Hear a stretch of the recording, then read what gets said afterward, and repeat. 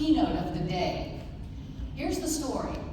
Boston Scientific faced an immense challenge.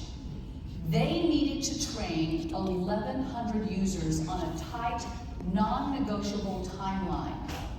Their journey with Planisware demonstrates how innovation, strategy, and partnership can turn an ambitious goal into a reality.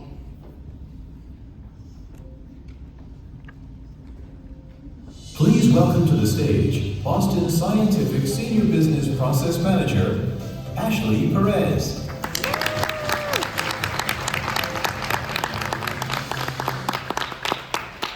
Hello everyone. Very happy to be here finally as a customer. It took a little bit, but we are here. So I want to talk to you guys today about partnering with Planisware to solve our time-constrained training program for our implementation. Quick agenda. So I'd like to introduce you guys to Boston Scientific. I'd like you to understand the scale of what we're doing because it's quite large. Explain our roadblock. Let you know how we turn to our experts at Planisware, our training team, to close that gap. Let you know what we're looking forward to in the future, and then bring it all together with our lessons learned.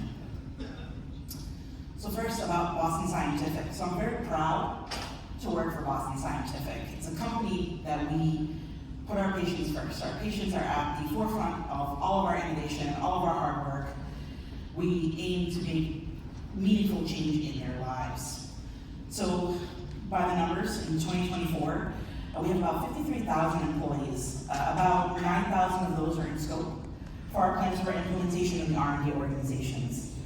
We treat about 44 million patients a year. And last year, we have our record high, about $16.7 billion in net sales. So we're very happy about that from an organization perspective. To give you an idea of how much money will be planned in Planisware, about $1.6 billion is what we invest in R&D yearly. It tends to go up a little bit each year. And last year, we launched over 800 products. So lots of innovation, lots of change happening at Boston Scientific. So I'd like to get you guys to understand the scale of what we're doing. So I'm sure this is all familiar to you. The challenges we face, disconnected systems, which means disconnected data. Our systems are outdated, some of them 15 plus years old. Our processes are manual. I'm sure all of you love Excel as much as we do at Boston Scientific. And that data was fragmented. So bringing that data together was heavy. It's a heavy lift for all of our organizations. It's difficult and it's hard to make data-driven decisions based on that type of data. So I'm sure this sounds familiar to all of you, but ultimately what we're looking to do is we're looking to align on 5 important areas. Create a single source of truth, right? So a place where everyone can go and understand that this is the source of truth of what we're trying to do. From an R&D perspective, we don't have conflicting information coming out.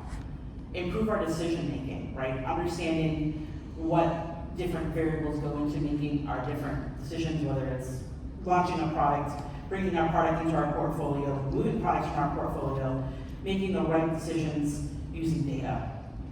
We want to maximize our opportunities, right? Time is money. And being able to bring our products, the right products and the right opportunities at the right time is critical to what we're trying to do at Boston Scientific. Improving our execution. So when you say we're going to do something in a certain time frame, and making sure that we do that we're execute so that we're predictable. So that our investors know, our patients know, our doctors know, and our employees know exactly what to expect from Boston Scientific. And like all of us, we're undergoing an evolution in technology, right? So being able to integrate fully with our future systems as they come on board. So we have 2 aspects of what we're trying to do right now. So we have the finance-driven side. I've spoken to many people here in the last couple of days, and finance always likes to have a loud say in the room about what we do. And then we have the R&D and PMO perspective, right? So we have similar but also very separate interests. So at Boston Scientific, what we've done is we're investing in our Oracle EPM system to handle the finance side of the house. And then, I'm sure you all guessed it, we went with Planisware to handle our project and portfolio management. So what that brings to us is a very firm deadline from the finance side. They said this needs to go live by August 31st, 2025. And granted, we started our implementation, our configuration in October. And that timeline is not movable. That has to do with our financial cycles. And sorry, the PPM team, you kind of have to figure it out. We said, all right, we'll try our best here. So how can we meet the needs of finance from a timeline perspective, and then also meet the needs of the R&D organization to learn the tool and then obviously the implementation side of the house, right? So very excited for what that means for us. It's a lot of work though. So what was the problem that we had, right? So because of that timeline, we needed to train 1,100 users on Planisware across several different roles. So we have our project managers, we have our resource managers, we have our different admins in that short 5-month period. We're actually going live, and you'll see that here in a minute, but we're going to go live in a week from a training perspective. So the system will actually be operational from a project management perspective. So we only have 5 months from now until the end of August, so very, very short timeline. And how do you train 1,100 people when no one in your organization has functional expertise in Planisware? We don't.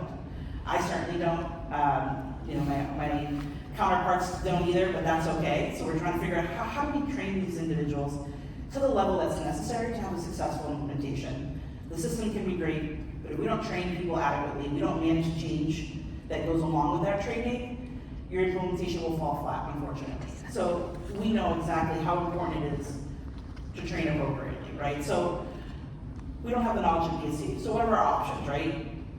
We did an analysis, and it would be about 3 to 4 people that we would need to bring on board, get them up to speed with what we're doing as a program, get them up to speed with the software, Boston Scientific, and all of that in a very short period of time. Not to mention content creation, training plan creation, all of that. And we got to the point where we were looking at it and we said, there's no way. There's no way. These people don't exist. We don't have the time, and honestly, we don't have the money to bring these people on board in the time that we need to do it. So what can we do? And that's when we turn to Planisware. We turn to the experts. They know the system inside and out. They have the resources to give us what we need from a time perspective, from creation, and from a training perspective. So we turn to Planisware.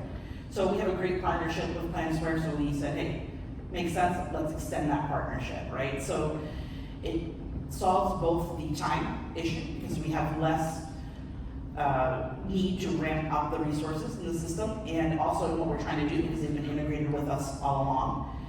And then also from a money perspective, it's about 1/3 of the price of onboarding resources. So it ends up working for everyone. And what's great about it is it's a customized solution. So it meets the needs of Boston Scientific and what we're doing in Planisware specifically. So we worked with Dan and his team on the training side to say, okay, what are your needs? What do we need to train on? What type of materials do we need to generate? And we work together to create a training plan, right? So that training plan is comprehensive. It says, these are the things that we need to tackle, these are the functional areas that we need to hit, and then executing on that. And then the last piece of that is that it's scalable, right? So the system changes, our organization changes, how we use Planisware will change.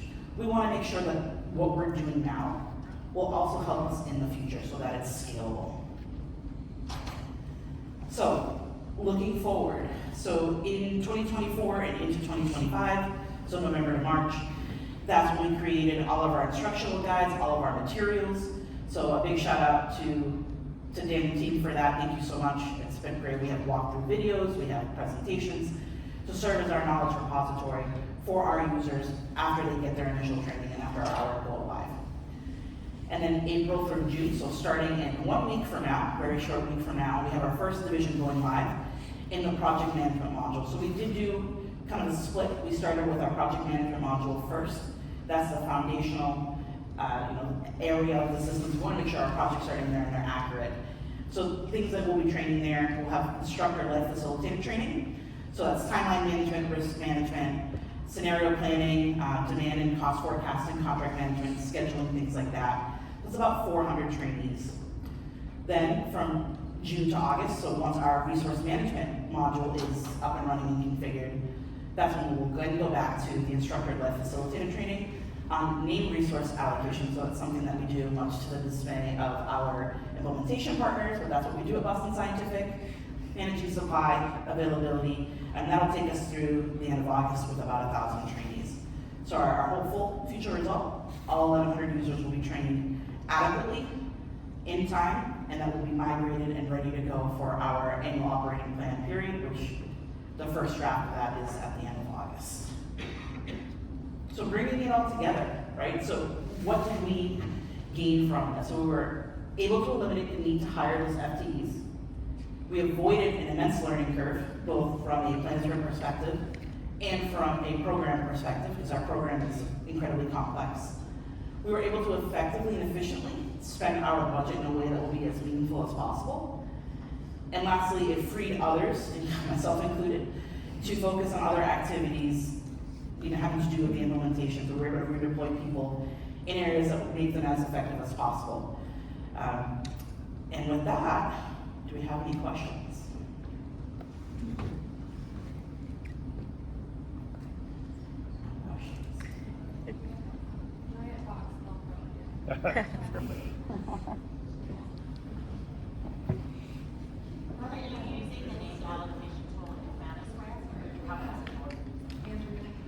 Say that again, I'm sorry. Are you using the named allocation tool in Planisware, or are you using another tool? We're using the supply and demand portion of Planisware. I'm not sure if it has a different name, but that's how I know it. I don't know if anyone else here on the Planisware side of the room, if we're talking about the same thing or not. But we're pulling our named resources from our EPM system. Okay, so I guess, Planisware has a feature where you can take your supply and allocate them to a project or study. Yes, yes. So so you're using that feature. Okay. Yes. Yep. And who is going to be accountable for that update in Planisware for those named allocations? Yeah, so we at Boston Scientific, we are very cost center oriented. That's how our organization is set up. So you are responsible for allocating the resources within your own cost center. So what we've done is we've created a cost center ownership structure where demand gets routed as it's created by the project manager to the cost center owners based on the role and location that's selected. And then those cost center owners are then responsible for allocating those resources. We explored things like centralized resourcing groups and other different ways of doing that. But for where we are as an organization, that's what we felt for an MVP solution. That would be the best way to go forward with that. Whether it'll stay that way, that's to be determined at this time, but that's from a drawn line in the sand MVP, that's what we decided to do. Anything else would require a large organizational shift, which we were not ready to tackle right now.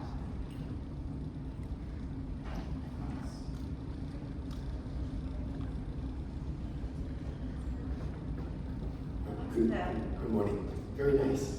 Just curious on the time card chart. Is that something that is part of your implementation? I know you were silent about it. I just wondering. It is not. So we currently use Kronos for better or for worse. We use Kronos for right now. I know there are several people in our organization that would love to use the time card feature of Planisware. Something we would explore in the future. But right now, Kronos is heavily embedded in our infrastructure, our technological infrastructure.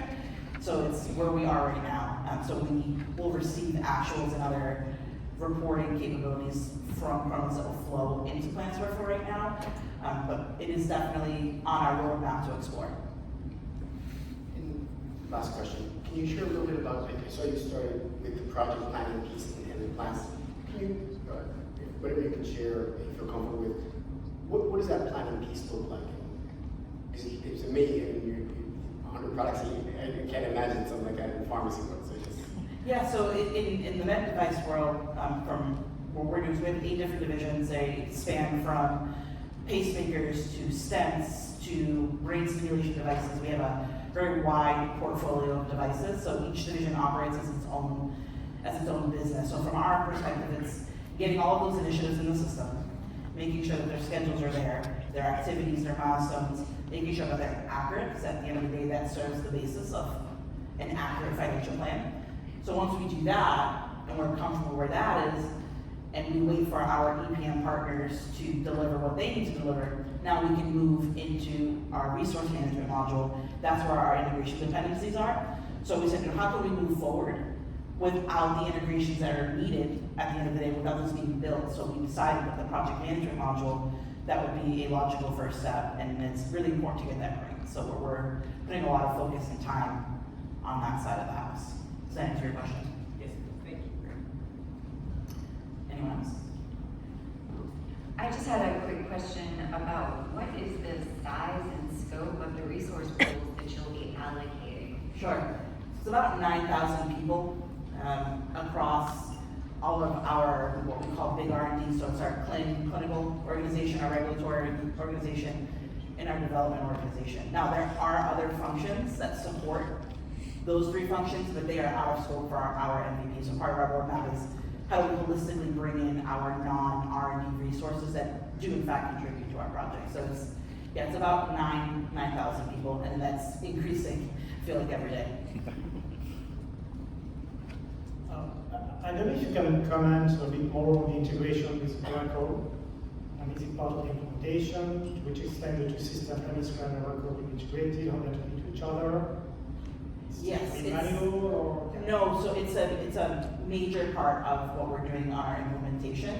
It's basically how our data is flowing back and forth. So we have our PDM, so our enterprise data management, so all of our information is mastered. So that's, step one is getting information where we're all pulling from the same bits of information. But then we have to send information to, and we have to receive information from our EPM, our finance system. So that includes our supply list, so our named resources. That includes our role and rate, our role and location rates, so being able to calculate costs. So without those integrations, our resource management module is really where we would have some difficulties. But from the project management side, it's less a factor. That's why we're able to move ahead with that implementation as, full steam ahead since October.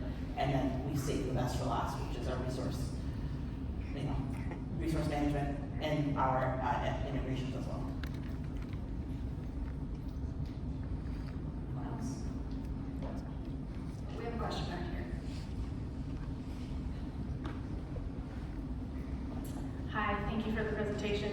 Can you comment on your thoughts or your plans for how you are going to report out data dashboards progress to your executives specifically? Sure, so we are fortunate at Boston Scientific to have a great data team. So we have been in an evolution from a reporting standpoint even before this project was even thought of. So we have a team that's dedicated to integrating all of our data solutions, bringing them together in a data lake, and being able to create effective reporting to use the data to make data-driven decisions, right? So the data has to be of great quality, but then you have to be able to report in an effective way. So our plan is to utilize the in-house capabilities that we have, partner with external people as well, bring that vision together, speak to our stakeholders and say, what do we need to see to make those decisions more impactful? And we're creating a whole suite of reporting in addition to what we have already, but to really transform the way project reporting is done. At Boston Scientific, it was a spreadsheet here, a spreadsheet there. Nothing was integrated. We didn't have data.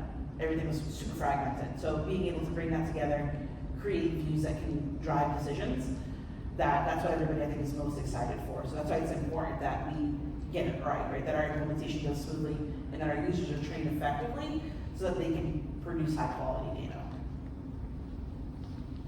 Are you thinking real-time reporting, or are you thinking monthly snapshots?